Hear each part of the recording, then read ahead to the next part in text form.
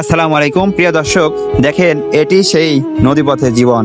তারা অনেক যাত্রী নিয়ে, দেখতেই পাচ্ছেন ভরা যাত্রী নিয়ে নৌকা নিয়ে নদীর বুকের উপর দিয়ে ছুটে চলেছে তারা এই পার থেকে ওই পাশে পার হওয়ার জন্য। তারা এই নদীর ওপর দিয়ে যাত্রী পরিবহন করে এবং তারা এই টাকা দিয়ে জীবিকা নির্বাহ করে। তাদের জীবনে অনেক সংগ্রাম নদী পথের উপর দিয়ে।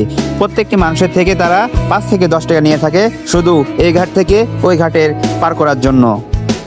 শীতলক্ষ্যা নদীর পানি অতিরিক্ত কালো, কারণ হচ্ছে এখানে ম্যাগের যে কালার হয় অবশ্যই পানির কালারও সেরকম হয়ে থাকে। বাস্তবে এই পানিটি অনেক কালো। এই পানি যদি 1 গ্লাস কাউকে পান করতে দেওয়া হয় অবশ্যই নির্ঘাত তার মৃত্যু ঘটবে।